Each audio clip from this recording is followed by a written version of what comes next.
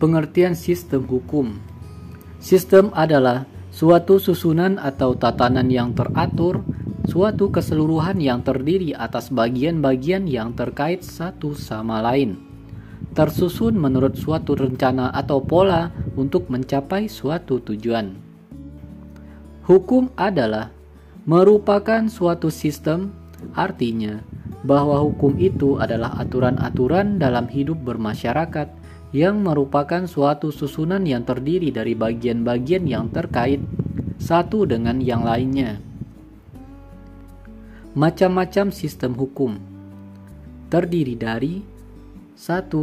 Sistem hukum Eropa kontinental atau civil law. Sistem ini berkembang di negara-negara Eropa daratan seperti Jerman, Prancis, Italia, Belanda, termasuk Indonesia juga terkena pengaruh sistem ini. Sistem hukum Eropa kontinental ini bersumber pada hukum Romawi atau Corpus Juris Civilis yang selanjutnya dijadikan dasar dalam kodifikasi hukum di Eropa. Prinsip utama dari sistem hukum ini adalah bahwa hukum memperoleh kekuatan mengikat karena diwujudkan dalam bentuk peraturan perundang-undangan dan tersusun secara sistematik di dalam kodifikasi atau kompilasi tertentu. Tujuan utama dari sistem ini adalah adanya kepastian hukum. 2. Sistem hukum Anglo-Saxon atau common law. Sistem hukum ini disebut juga dengan sistem hukum Anglo-Amerika. Sistem ini mulai berkembang di Inggris pada abad ke-11, selanjutnya berkembang di negara-negara Amerika Utara, beberapa negara Asia, dan Australia yang termasuk dalam persemakmuran. Selain di Amerika Serikat sendiri, sumber hukum yang utama dalam sistem hukum ini adalah putusan-putusan hakim atau pengadilan atau judicial decisions. Melalui putusan-putusan hakim ini diwujudkan kepastian hukum, terbentuknya prinsip-prinsip dan kaidah-kaidah hukum menjadi hal yang mengikat umum. Sumber-sumber hukum dalam sistem hukum Anglo-Saxon ini tidak tersusun secara sistematis dalam hierarki tertentu seperti yang dikenal dengan sistem hukum Eropa kontinental. Sistem hukum Anglo-Saxon ini menganut doktrin precedent atau the doctrine of precedence atau stare decisis.